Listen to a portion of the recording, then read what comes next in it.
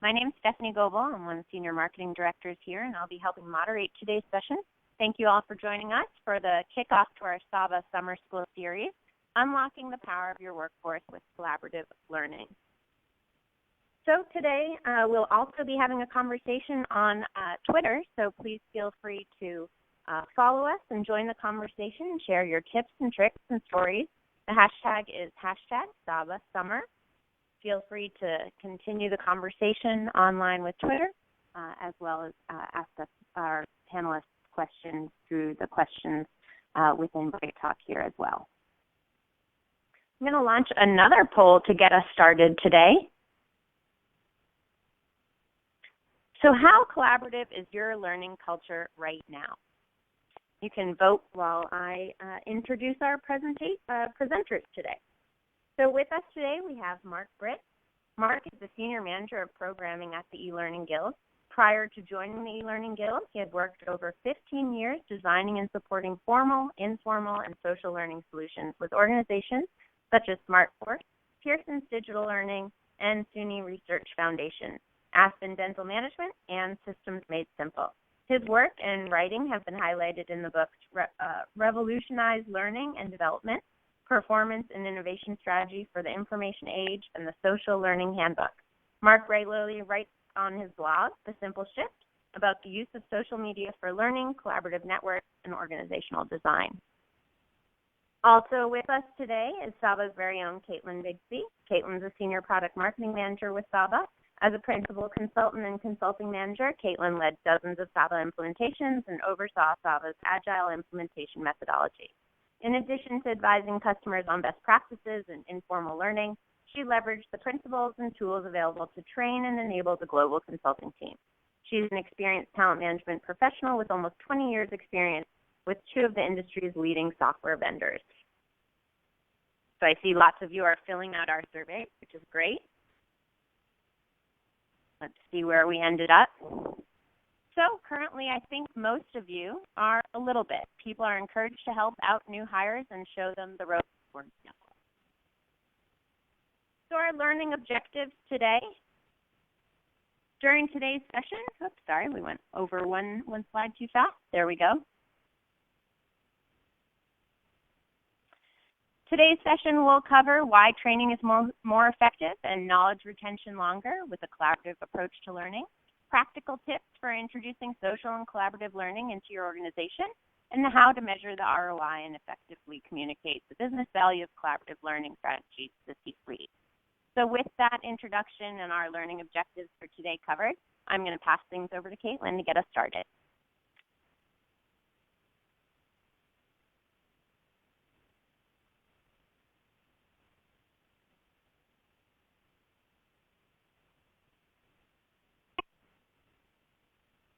Caitlin, are you there? You might be on mute. Do you want to go off mute for a sec? Thank you. Thanks, everybody. Thank you for joining us. I could see from your votes on the very first question that most of you can already see the power of collaboration and informal learning. You identified that by and large as where you got your most learning from. And we're also seeing here in these poll results coming in that you're ready to start engaging in it. The most of you are in the early phases. We have a couple of early adopters who are out in front, but everybody's getting ready. So we hope that will find our presentation useful and give you some tips to continue to grow. So the first, just like to identify, what is the value of collaboration? Why do you want to do this?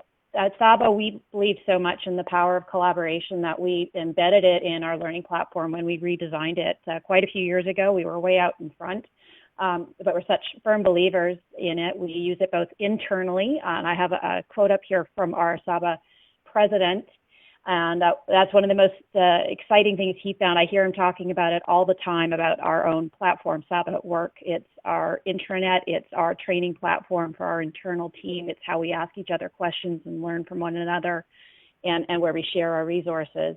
And I know when Phil came on board, it was an excellent way for him to learn the company and learn the players who knew what and where things took place.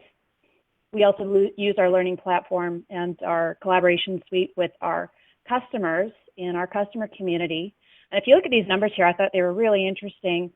We post all of our self-paced learning and our job aids on our platform, and certainly 51% of our customers found that valuable. But 60% of our people found that what they really liked about our being able to collaborate was with working with other customers and sharing their stories and getting great ideas from one another. So they actually got more value out of collaborating with other Saba customers than they did out of the education tools that we provided, which I thought was fantastic. So we're really strong believers in it, and we use it ourselves. So with that, I'm going to invite Mark to talk about his position. Mark? Well, thank you, Caitlin. I hope everybody can hear me okay.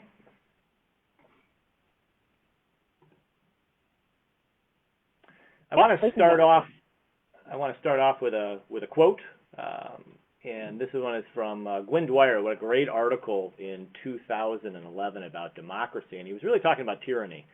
And I really made a connection with that regarding hierarchy. Organizations are ultimately designed around communication. In the past, when communicating was much more difficult for growing an organization, there were new models of leadership emerged to help move information quickly and accurately throughout the organization. This is actually very true for traditional learning and development, and that's where this tie-in comes, because all learning traditionally descended from the training department in an organization. But communication today is much easier. Technology, social technology in particular, allows networks to more easily form, and these networks to move information accurately in the organization. So we're seeing a change from what we term a hierarchy to more of a wirearchy with the technology. Social is really at the center or the heart of learning, and that's kind of a bold statement when you think about it, because we traditionally look at learning as being directed by or traditionally directed by individuals in the knowledge areas.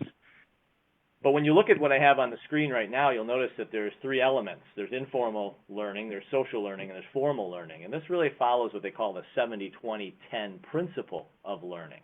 The idea that roughly, and don't get caught up in the numbers, 70% of our learning is informal. About 20% is social, and 10% comes from formal learning, from our courses and classes.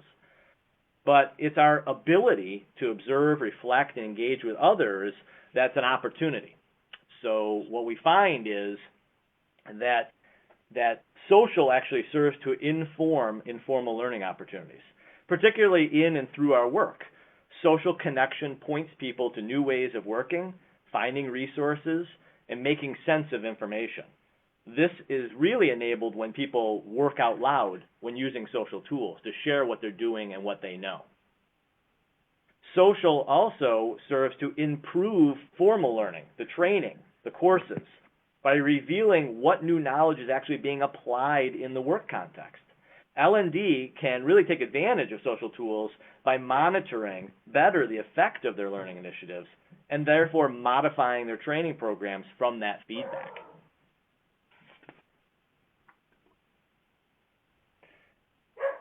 For thousands of years, we've been learning through observing, engaging in activities, discussing them with others, and doing internal checks for understanding. These are our elements of learning.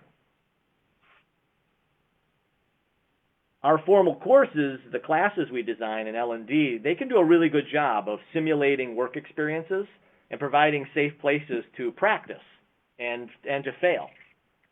They do not, however, address the other 50% of the learning equation, which is the need to converse, reflect on what has been learned. It's critical that these happen for deepening and validating our understanding.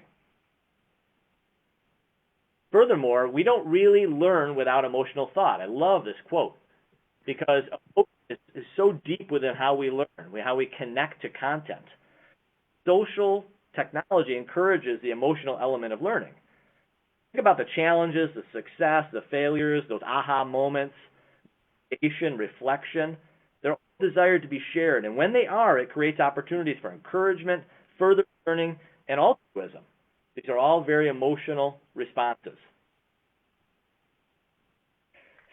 Feelings you have when you have overcome a challenge. Think about how when you share that experience with others, it reinvigorates that feeling you originally had, the emotion to share and bring it forward.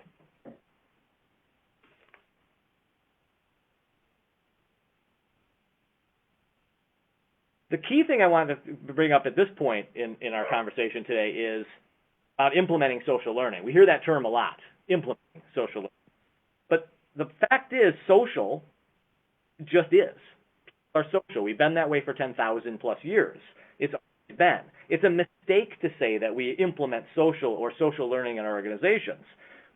We, however, augment social learning and social behaviors with technology. Social tools do what tools have always done. Work easier, expand capabilities, extend opportunities for sharing, collaboration, and community.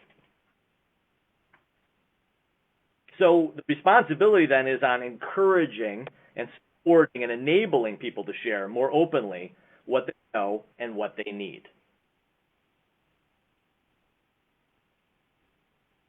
So, Caitlin, I'm going to turn it to you to talk a little bit about the benefits of collaborative learning.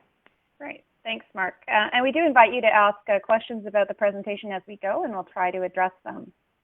So we have another poll out here for you about what is the attitude towards collaborative technology amongst your senior leadership. We see a great variety in attitudes out there, and we'd love to hear what the thought is at your organization. So there are huge benefits to collaborative learning, obviously, or we wouldn't be having this call and having experts to draw on, but I'd really like to talk about sort of 5 buckets of benefits of collaboration. And again, I want to remind you, as we all saw in that very first poll, informal learning is happening every time you ask your colleague for help, every time you go to Google and answer. That's informal or collaborative learning. You're crowdsourcing your information and learning from the people around you. But when you actually embed collaboration as part of your organization's learning philosophy, you're going to see 5 real benefits. That's increased connection amongst your people. You're going to be able to really get that real-time information when people need it. You're going to get the opportunity to get feedback on what you've got out there and surface information and expertise faster, as well as make learning stick. It becomes a little bit more real. So let's dig into each of those 5 topics a little bit more. So increasing connection, broaden the reach beyond your cube wall and across the globe. I love this. I work for a company that's global. I work at my home office. I have literally no colleagues around me. But when I post a question to our community, it hits everybody around the world. So sometimes my answer is coming from Australia, sometimes my answer is coming from Germany. But I just broaden the reach of who can answer that question for me. And actually what's really surprised me is I started to learn who knew stuff. People I never even would have thought of knew stuff. And I was able to reach out to them in a more targeted way as time went on when I needed their help. The second point, the nature of collaborative tools really encourages participation from everybody, particularly those who might not speak up in live meetings or live classrooms, whether you're an introvert and you just want to have some time to think about your response before speaking. The asynchronous nature of collaboration really allows for that. People for whom English is their second language, and again, they're not that comfortable, it gives them another place to share what their resources and their expertise when they might not have in a classroom or in front of a crowd. And connecting people through their shared experience. Again, the people who are going through the same thing, maybe trying out the new processes. When I was working with our consulting organization with a new implementation methodology, we did the initial training, and then through collaboration, they were able to share their experiences with one another. We were able to refine things based on what they learned. And there's a lot of reaching out to people who are going through the same thing. Ready access to resources. So really, you're creating a repository of information for people to come to when they need to know it. When you cram a bunch of information down people's throat all at once, they're not always going to hold on to it or retain it. When it's going to become meaningful is when they need to use it. So you give them the opportunity to go looking for the answers when they're ready for it. Make material available faster by allowing peers to contribute to one another, whether it's answers or resources that they've used before. You can just post it and upload it. There's no need to go through a big filtering process by formalizing it. And my favorite part, our answers are archived. So a question only really needs to be asked and answered once, and it's there for others people to reference to, add to, again, refine that answer as things change. Big thing is getting information out of the inbox. One of our customers' big goals with introducing a collaborative tool at their organization was to reduce the size they needed for their email. They wanted to get that stuff, to get files and answers and stuff out of email, where they were spending just tons of money every year just storing that stuff where nobody else could access it and getting it onto a shared platform where other people could get to it. Let's take a really quick look at the poll here. So we have some concerns with, there seems to be fairly even split between some senior leadership that's a little bit cautious or maybe not entirely on board, and leadership that is really ready to get going. So that's an interesting balance. It's almost even. All right, giving and getting feedback. Oh, and when you crowdsource contributions, you're putting it out there so other people can provide their feedback. They can rate it. They say, you know what, this was really helpful to me. Or, hey, you're missing this. I posted a resource not too long ago and I missed something. And I got feedback within a couple of hours and I was able to get a new version up and out there right away. So to the second point, in your role as a learning and development manager, you can see what people think of what you're offering. Are they getting value out of it? Do you need to try something different? Is there a hole that you never were even aware of that you could plug and help people improve their development and their performance? You can see the conversation, and again, that's the big advantage of bringing a platform on board and internal, that you can observe the conversation, because informal learning is happening. People are sharing information already. When you bring it into a platform that you can see what's going on, you can see the value of what's out there and what your role might be in supporting that and adding to that value. Surfacing information and expertise faster. I love this one. Like I said, it's you get to see out there who in your organization knows stuff.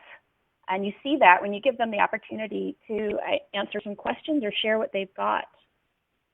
You also have the opportunity as an organization to recognize those experts for their expertise. People always like to be told that they're great at their job and they're a good team player. So you can actually reach out and acknowledge those people who are helping everybody else in your organization be a success. There's a clear ownership of material and knowledge. So when somebody posts something, it's under their name, they're the owner of it. So again, if there are questions or follow-up needed on that particular item, that's easy to trace back to who it is and who should have that. And again, you can tie back the knowledge of who knows what because their name's attached to the answers that they're providing. The second to last point, unfiltered delivery of the message. This is again about the experts giving the answer directly rather than the experts informing the curriculum designer who runs it through an editor who maybe has it all wrapped up, and at one point there's maybe a little bit dilution of the original message. Now you've got the person with the message delivering the message and it's in its pure state. Increased time to delivery is the last one. If you spot a need, maybe there's going to be a big process change starting on Friday. You don't have to, again, workshop or go through any great development efforts to get some information up and out there and within reach of your organization. And making learning stick. Traditional learning doesn't always offer the opportunity to practice and reinforce what is learned. There's certainly a place for traditional learning. It's good to take a break from your daily routine, reflect on what you have been doing and what you're learning. But to really reinforce what it is you've learned, you've got to use it. So by offering learning as you go when you need it, you're getting that chance to use it as you're learning it, and that will make it just reinforce that much more. So micro-learning, that's sort of learning in small nuggets. Collaboration is a really good opportunity for that, and it lets you, take in that information as you need it. And users can reference the information as they're going and learning and doing at the same time. So we're going to take a pause here. Are there any questions on what we've talked about so far? I just checked the questions from the audience and didn't see any come through, so we can use that as a reminder. If anyone does have any questions, feel free to send those through, and we will pause again shortly and check. So I think we'll pass things off to Mark to continue. Okay, great. The polls are a great way to engage with you all and get some insight. One thing we discovered from the last poll that was given that roughly about 50% are still in that not sure area as far as their executive leadership goes, moving a little bit slowly, tentatively with social technology. So I would like to launch another poll and just talk a little bit more about, what approaches have your organization taken to encourage sharing and collaboration currently. So if we could launch that poll. It's up and out there, Mark. We've got Thank you. You're way ahead of me, Stephanie. Thanks. All set. Okay, great. So I'll let you guys answer that as we kind of move forward with our conversation today. And I want to talk to you a little bit more about, how do we get this going? How do we have these conversations with not only our peers, our coworkers, the group that we ideally want to leverage the technology in our organizations, but also that leadership that's kind of on the fence, not sure how to understand it. The first thing I want to advocate is that we really need to reframe the discussion that's happening. How do we help these individuals better understand that social is not a negative aspect of learning in our organizations? It's something that happens, and these tools today can obviously augment that happening. It typically, historically, social implies a non-productivity, something outside of the work that's being done, something that's a time waste. Believe it or not, that still is very evident in organizations, that we want people working, we don't want them socializing. But as I noted earlier, social is about community, and it's about collaboration, it's about sharing. It's really how work gets done. Social is how we've learned most of what we do and know today. So furthermore, on our social interactions, it helps us build trust and lasting relationships. And we know that trust and relationships are critical for long-term relationships of work.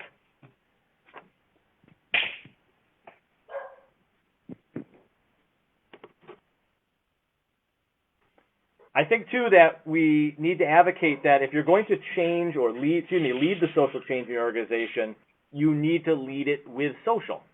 And by what I mean is kind of set the slide decks aside, the formal presentations with your leadership. It's time to have conversations, because that reinforces what social is. Engaging in those conversations is a big part of it.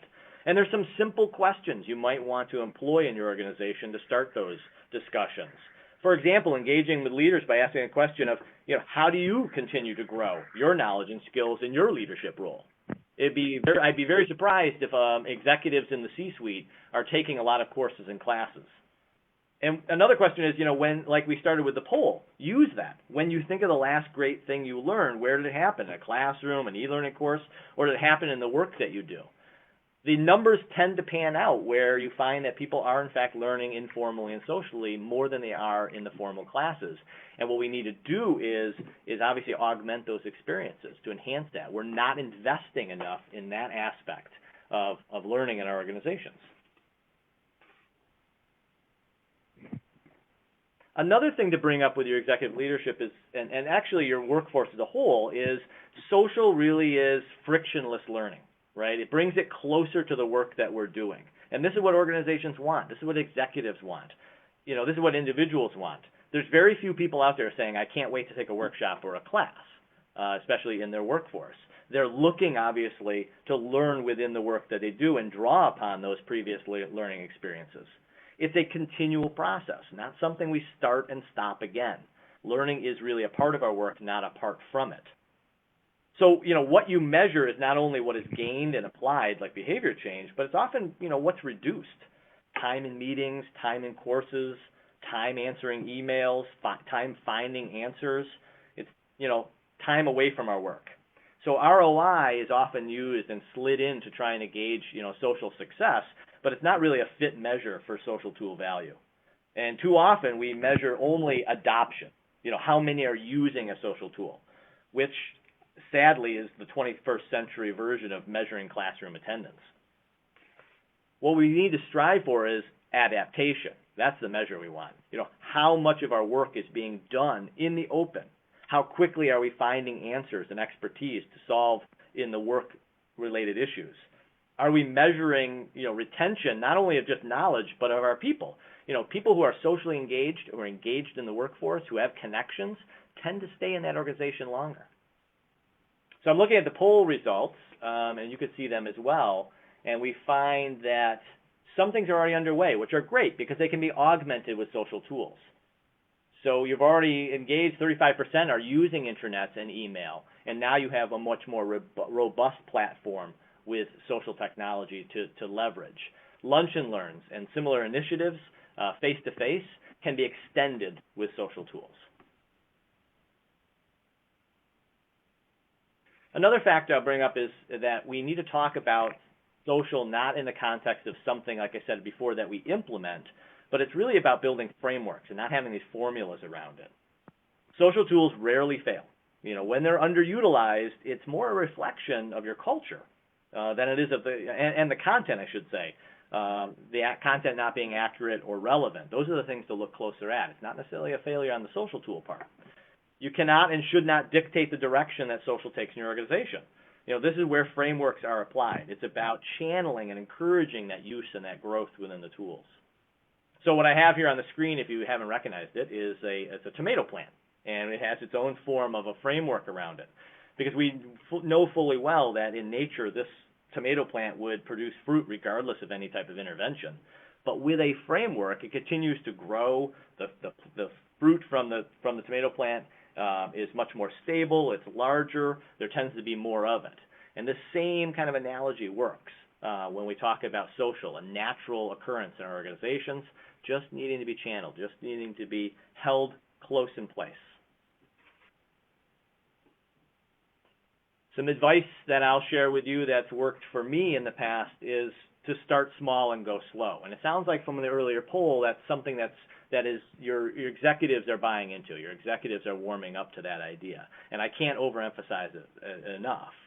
So we need to look carefully and say early on, who are the individuals and leaders, and not just C-suite when we talk about leaders. Talk about leaders in their content areas, leaders in the workforce who really get it.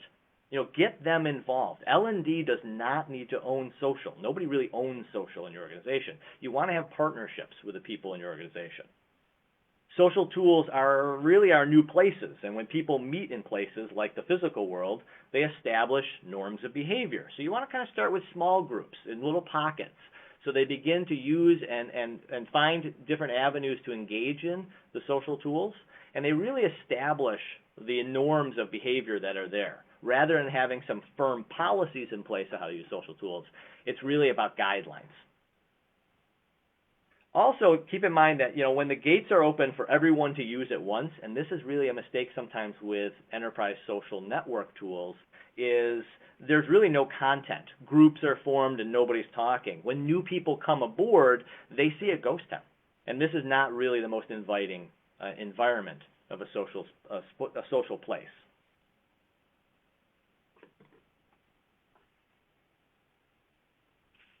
It's important to note that social forms around an object and not the other way around. So you think about objects, they can be things like a party, a cause you care about, a campaign, a project, or a good way to use a social technology is around a problem. Use social technology to solve problems in the organization. Use it as an added means to talk asynchronously, to come together and to collaborate to an end result, a solution. I'd also point that we need to engage the points of least resistance in our organization. It's not always a top-down driven initiative. Those rarely work. It's much more grassroots when using social technology. And I don't mean least resistance as always being negative, because there are positives.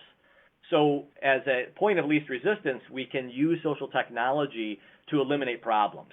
Where are the misunderstood processes in the organization we can begin to talk about? What are the weaker systems in the company that need to be addressed? What are the pain points? What is keeping somebody up at night in their work that they do? On the positive side is I would advocate that you look where collaboration is already healthy. Where are people getting together and connecting really well at the department level, at the project level, even outside of those in communities of interest or communities of practice? Social tools can augment those and extend those conversations, expand that learning. So, where are the real business drivers? And of course, who are those key nodes in the network? Who are those key people are always constantly running to get answers to questions they need? These are the type of people you want to bring into your environment slowly. I'd also point out you want to avoid shiny objects. I attended a conference for social technology in the past, and people go all out, releasing all features and functionalities of their platform all at once, and it can be extremely overwhelming. The idea is that simple is kind of the new black. Avoid the bloat with social tools. Use some of the features and use them very well. Expand, or what they say is like, when the wheel squeaks, then add the grease. And that's the same holds true here. We want people at the core to build community, collaboration, and sharing. Other things are on the peripheral. Right now, you want to get them to using those features and functionalities first. All right, this might be slightly disturbing, but social carves its own path. This is one that's hard for executives to understand. And I'll say again that all conversation is really, in business, is the conversation of business. Social tools encourage trust building, but trust is a people behavior. It's one that builds over time and in a variety of ways. It works personally, at a personal level. So be prepared and accepting of non-work related discussions. These are the relationship building ones, the glue that connects people together. The nature of social is not always neat and clean. Social truly does carve its own path in organizations.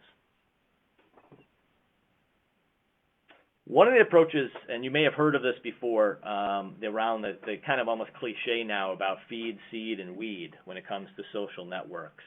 One of the approaches I leveraged in a previous organization, Systems Made Simple, an IT healthcare company I worked with, was much more about planting ground cover. So if you know anything about gardening, if you know anything about landscaping, the idea is to kind of plant ground cover effectively. It's important to place like the seedlings within close proximity to each other, at roughly the same time, so as they grow, they mature together and fill in all the space.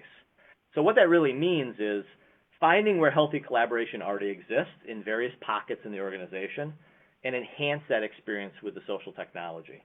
What teams, departments, divisions are already displaying regular interaction, openness, transparency, and sharing.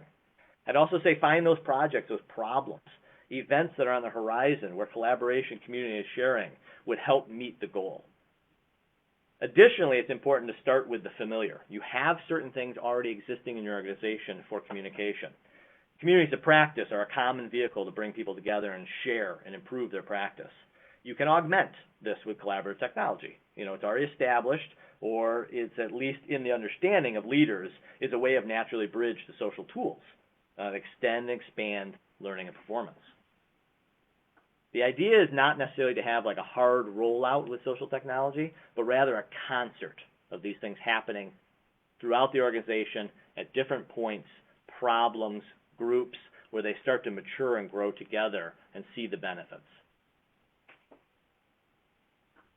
Right. So Thanks, I'm going to flip it back over to Caitlin to take on a little bit more of the features that Saba offers. Sure. Before I do that, we have a couple of questions from the audience that I will address.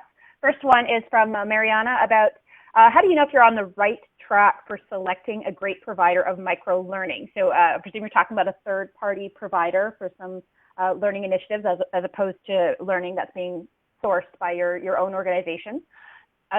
Probably the first thing to do, of course, is to look that they're providing learning that's going to meet some needs in your organization and is going to be relevant to the people of your organization. A lot of times that the material people are looking for is those soft skills, presentation, leadership skills, that kind of thing. And there are a lot of providers out there that do that. So the key to finding the one that's going to work best for you is maybe the one that's got the right sort of vibe with your organization and your organizational culture. But beyond that, this is back to crowdsourcing, is bring in a few samples and roll it out and provide a mechanism for feedback and see how it's actually resonating. The alternative to that is to measure performance outcomes. If you're doing a bigger rollout, is this training actually making a difference to those people who took it? Are they implementing the principles that they learned in their day-to-day life? So the follow-up surveys can be really helpful for that, and follow up with the managers. I hope that answered your question.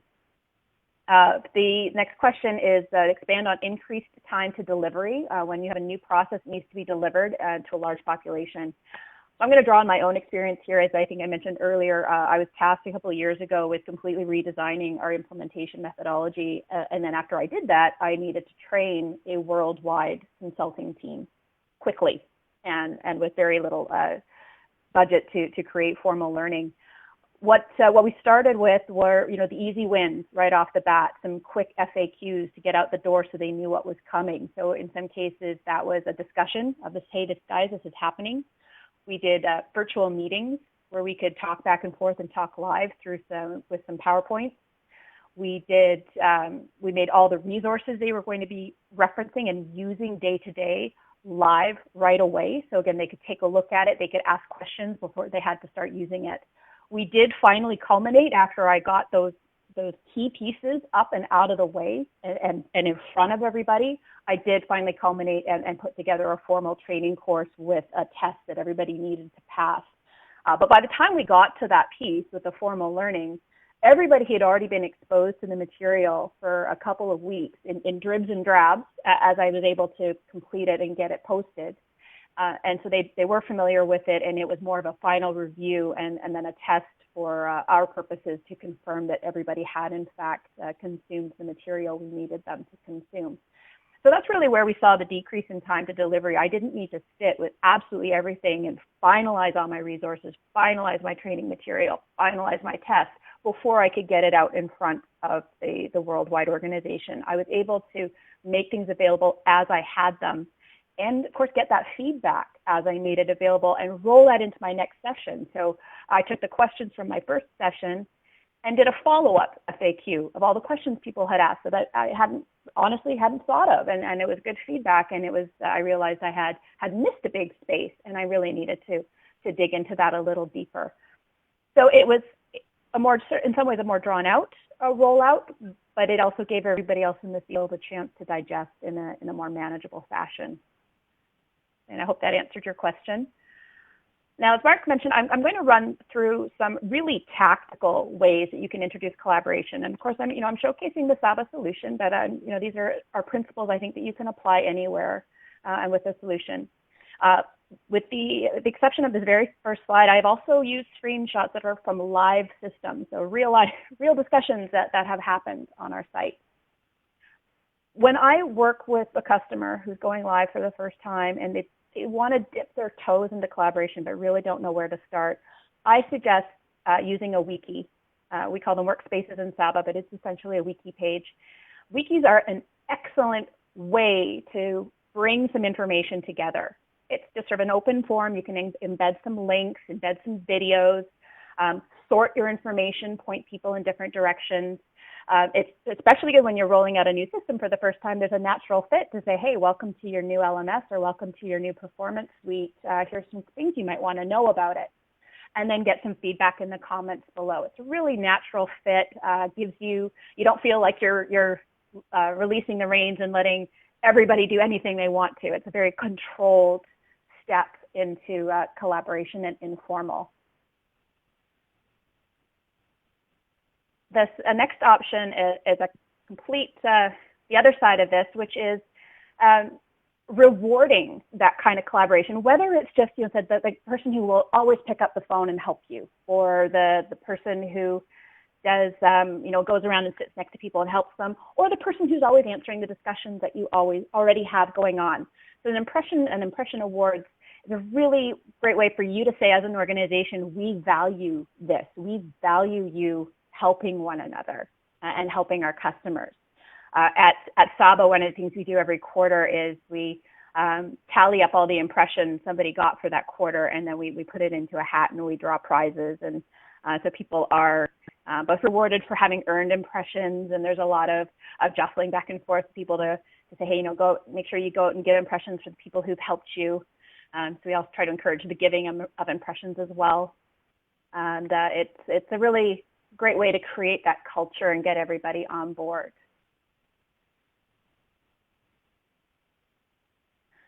Promoting innovation with ideas. This is basically giving a platform for people to submit their ideas and surface them. We had a customer a few years ago who long had a culture of having, they had ideas of the quarter, they called it. People would email in an idea to their manager, and then the managers would all sit around and look at the ideas, and the best idea for the quarter that, as determined by the managers, would win.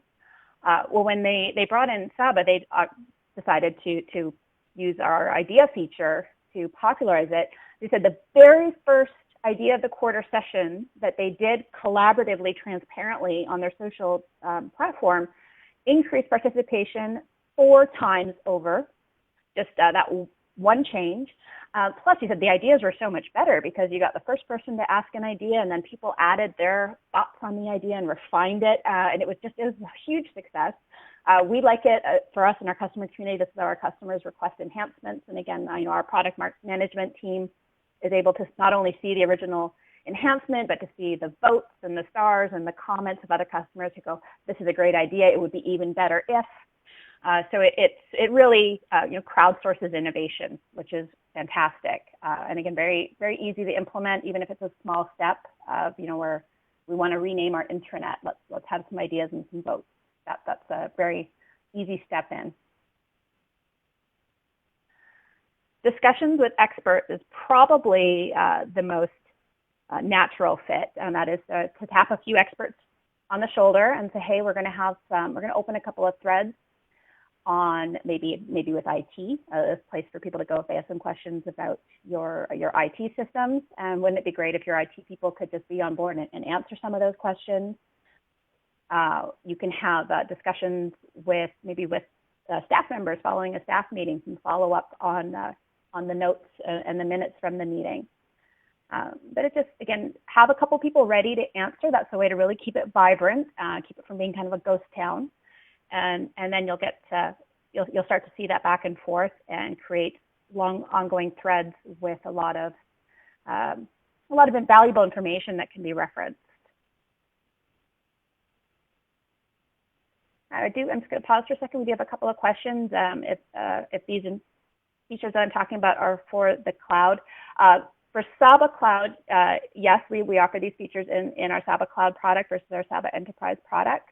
Our Saba Enterprise product does have a certain level of collaboration, but not all of these features. And then other questions about whether Wiki integrates with formal documentation procedures and standards. It's not, there's not embedded controls in the Saba Wiki tool, but you can certainly have policies that govern the tools, the usage and the standard around it to make sure that they're used in the way that falls in line with your own organizational guidelines.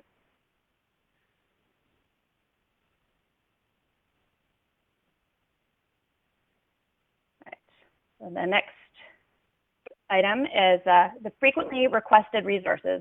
Again, probably one of the easiest ways that you can leverage collaboration is simply by making available things that people need, things that people ask for. These 2 screenshots here are, again, from our live internal system. We post our policies, our time off policies, our vacation expense policies up and out there every time there's a new version. We just update it. So again, I know who owns the document. I know who to ask questions. If I have a question about the new policy that's out, I can just add it in the discussion, and then I know it'll get back to the person who can get me an answer. I mentioned earlier that I posted a document not too long ago that had an error that was called to my attention, so you can see that in the background there. I posted a new version, thanked everybody for bringing it to my attention. And just above that, that was the same day our email went out, but rather than everybody flooding IT support with some, when is it going to come back up, what's happening, there was just a couple of quick discussions in our community. Everybody was kept informed, and we were able to centralize and see from what other people were asking and the answers that they were getting.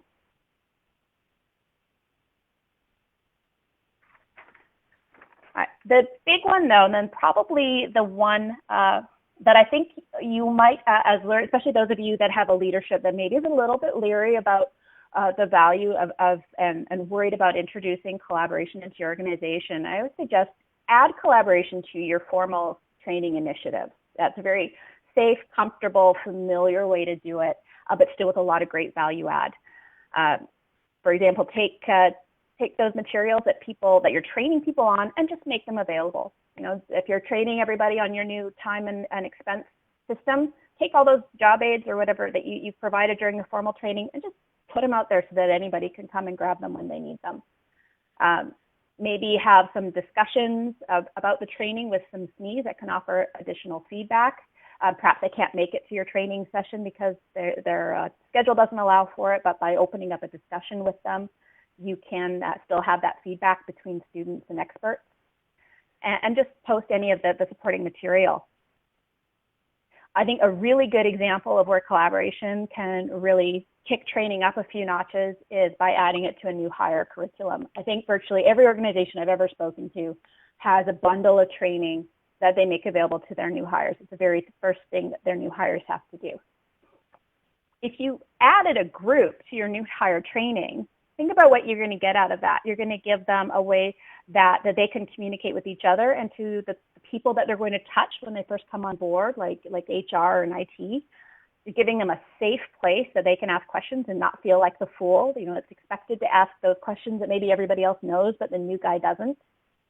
And you can make available not just the learning material that you're covering, not just, you know, whatever compliance kind of training that you're doing or, you know, welcome to our organization, but you can also make, you know, all those forms that new hires need to fill out, or that, you know, how do I submit my time? How do I submit expenses?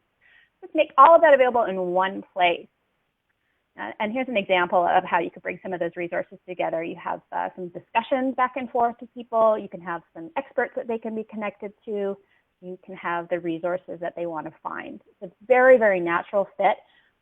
And in my experience too, that once you do a little bit of this and people get comfortable with it, all of a sudden you're going to have people going, you know what, I could use this to manage my weekly council meetings, or we're doing a new project over here and I could really make use of a group. It starts to grow very organically once you give people a little taste of what's possible.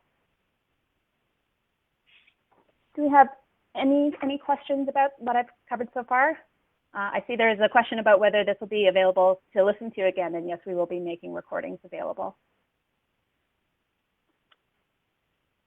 All right, my final slide on this topic. When I talk to, again, learning and development managers, for some of them, there's a bit of a concern. It's like, what does this mean for me in my career? First of all, you know, formal training is not going away.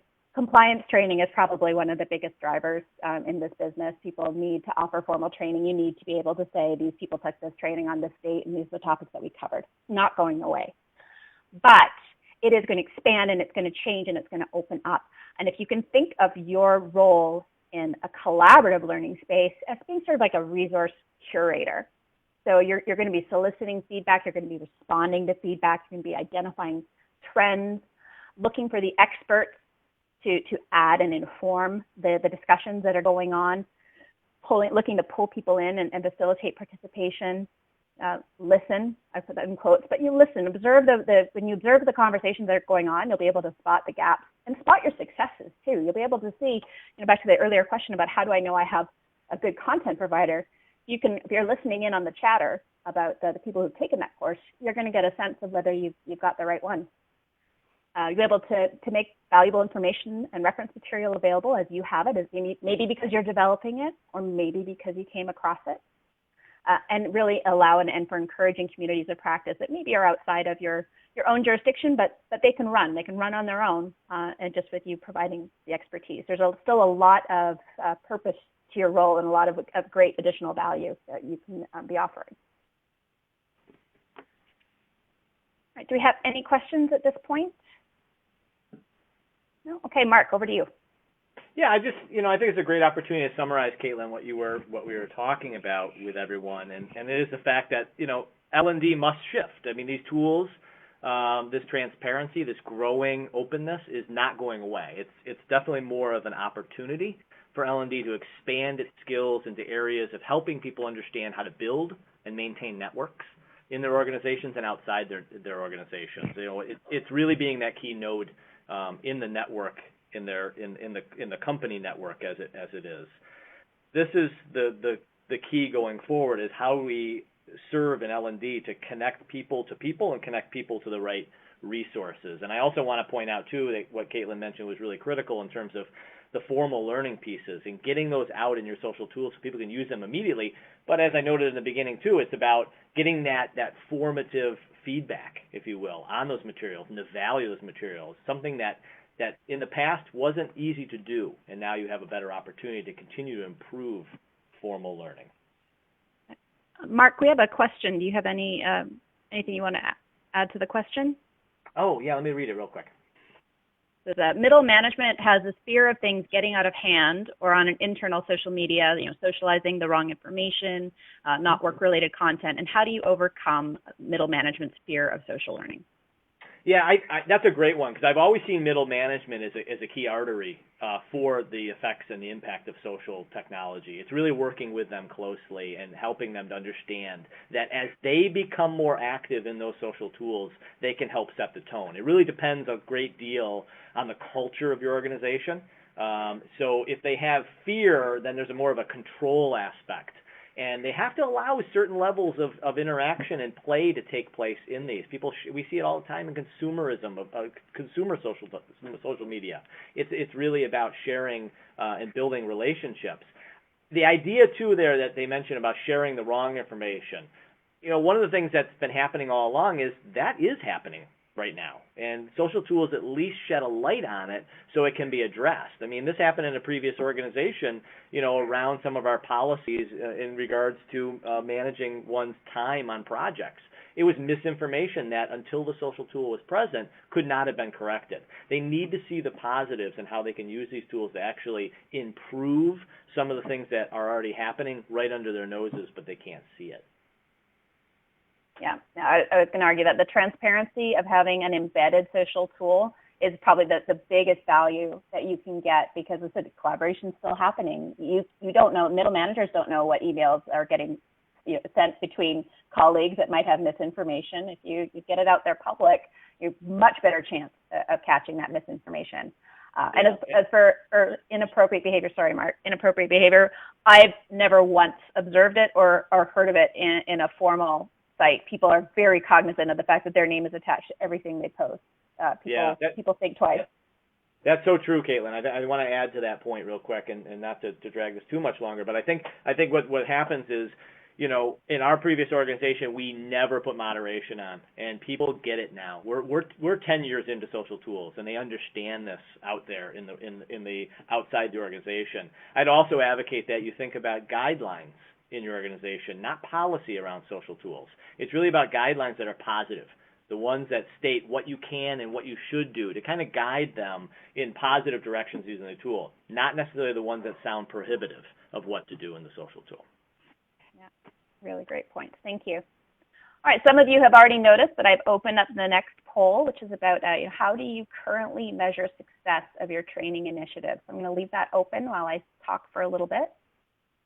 We're going to discuss how to measure success, because as some of you identified, that's one of your barriers to rolling out collaboration, which is how do I show that this is actually worthwhile? And I think we need to think about measuring success. And what I think with formal learning, what formal learning lets you do is it lets you show who attended, what was taught, who passed, and learner satisfaction, usually at the end with what we call smile sheet that goes out.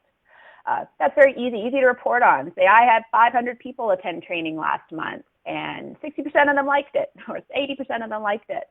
But are those metrics really showing you the value of learning and development?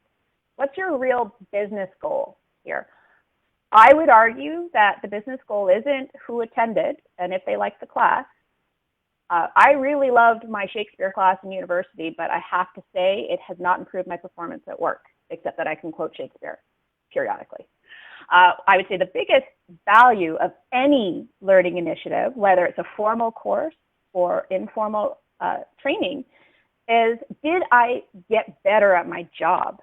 Am I more satisfied and engaged with my workforce? Those are valuable metrics. And attendance and smile sheets don't measure that. So when I'm talking about measuring success, I'm actually saying, let's think all of our learning, not just our collaborative learning. So how are we going to do that? How are we going to measure it? Because it's a lot harder to measure that. We can't think of the old ways of doing it. I'd say to start with measuring success, you need to start with your benchmarks. You have to know where you're starting from, and you have to know what it is you want to change. So first point, what behavioral changes are you hoping to see with your training? Are you hoping to see more satisfaction from your customer base when they call into support? Maybe a faster time to resolution for support tickets, bigger sales. Just decide what it is that you're looking to change, and then measure where you are. So again, what are your current close rates? What are your current sales target numbers? If you're looking to improve employee engagement by creating a more cohesive, unified network, what do people think now? What are their feelings? Do people feel like they have the resources they need to do their job successfully? That's a really good question to ask people. Do you know who you need to ask if you have a question? So get a benchmark. That's how you know where you are at. Then, did you move the needle? So roll out whether it's your collaboration again or your formal learning. They're two sides of the same coin. After you've rolled it out, measure those benchmarks again, and have you changed? Have you moved the needle at all? I would also suggest that it's not necessarily enough to do a course evaluation with a student, but I'd say, 4 months later, let's do an evaluation with their manager. Are they better at their job? Have you seen improvement in your people? And then you can ask their students that as well. If you're looking to see if there's been a change in engagement, just a sense of satisfaction with the organization, let's roll out that same engagement survey again. You can look, and just for overall participation in a collaborative site, are people coming in? Are they coming back? And you can start to see, are people are getting value out of your site? They will come back, and they will continue to view. They will start their discussions because they expect to get an answer. That's also another site of a value that you're providing. All right, so we have a question that I'd like to address, and then I'm going to pass the baton over to Mark. So successful implementation of social learning makes traditional managing people role redundant for supervisors. What have you done to address this? I don't believe that's the case. I don't believe that collaborative learning really makes managers redundant. There's still a lot of day-to-day management and people management and feedback. What I do think is that successful implementation of social learning makes a manager's job easier. They're able to get their people the support they need. If they can't provide the answers, or better, they know that there's a place for them to go. They can get the feedback on their employee performance. If you're at a place that's using impressions and feedback, you get a better, more holistic picture of your workplace and can address responses. Mark, do you have something to add to that? Yeah, I do. The key word in there is traditional managing people, and I would say that, there's a shift. Managers really have an opportunity to get back to what managers should be doing, and that's coaching and mentoring their people, not just being task managers and making sure things are done. They'll be able to dip into their networks to be able to get their work done and accomplished, and with things more transparent and open. Managers can now return to what a role they should be doing, and that is growing their people. Yeah, okay, great. All right, so Mark, you have some slides that you'd like to close us out with, so why don't you take that over? Yeah, I think a lot of people are here, you're getting involved with more of social technology and the social experience and how to engage in learning. And one organization I worked with in the past that really changed a lot of the way I thought and did the work that I was doing at Systems Made Simple was the 70-20-10 Forum. And I ask you to kind of explore their site. They have a really robust community. I discovered it about 3 years ago and started really engaging a lot of their resources, their webinars, their podcasts, the various tools they had to really engage this conversation with the workforce and with leadership. So, again, just let me highlight a few things that you might find at the forum of value. Really kind of talking about 70-20-10, that social component in formal learning and where formal really sits in the organization. They provide a lot of tools and resources. You don't have to go this alone, and leverage some of these as really practical tools around, checklists and mitigation guides to overcome some of the barriers that are present. Really looking at the performance consulting model that we in L&D are shifting towards, and helping to develop other people's capabilities to help out with this transformation in your organization.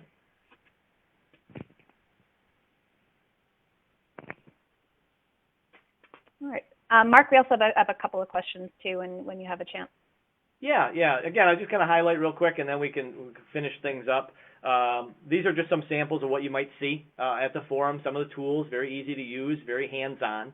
And I encourage you just to take the opportunity to look over their suite of tools and website. But I think the most valuable piece for me was always the community of people making that transformation in their organizations, real people in L&D, looking to encourage increased social and informal learning. Okay, so do we have some questions? Caitlin, do you want to kind of field some of these to start? Sure. So the question we have, this is relating to it. I talked a few slides ago about, it says, are you implying that improvements in the benchmarks are related to training? Absolutely. Absolutely. If your training program is successful, then you will see improvement. If you're not seeing improvement in your benchmarks and what you are training on or for, then the training is not effective. Because otherwise, why are you doing it? If to maintain the status quo. So that's definitely a thing to look to measure and look for. Mark, did you have anything to add to that? No, I think that's it. We're talking about how social actually improves and extends training activities, and it really starts with the outcomes, at the performance outcomes. Yeah, for sure. The other comment is that I've seen organizations open a social tool completely and it becomes a new Facebook, overwhelmed by informal activities and not business or learning related. What would you suggest to get them back on track with something that balances the purely social with the business-oriented learning? Do you have any comments on that? Yeah, I do. If it goes back to a little bit of what I talked about before, it's really kind of re-engaging some of the problems in the organization, some of the projects. It's calling on those key people who are engaged could be project managers, could be C-suite level, and helping them to kind of pull people back into helping the organization with the social tool. Yes, you're going to have that conversation building, and that's an okay thing. But if you're looking for those measurable changes, you want to pull those very vocal people in and around a conversation that's productive to the company's goals. Great, thank you. So I've just opened our very last poll. I hope you'll check it out. If none of these answers really meet your thoughts, we'd love to hear what you have to say using our hashtag #SabaSummer on some thoughts. We hope that we've inspired you to start having the conversation, maybe start some new initiatives, and really start to explore what collaboration can do for you.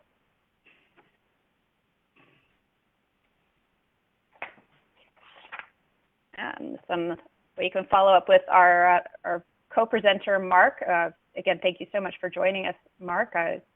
Great comments and thoughts. So that I hope you inspired our audience here. Thanks, Caitlin. And again, thanks everybody for joining us today. Special thanks for both Mark and Caitlin for sharing their time and their insight with us. So we'll be sharing the recording with all of you in the coming days. So look out for that via email. Feel free to share that with your colleagues as well.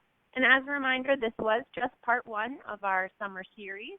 Part 2, From Push to Pull, a new approach to learning and content curation, is coming up on July 26th.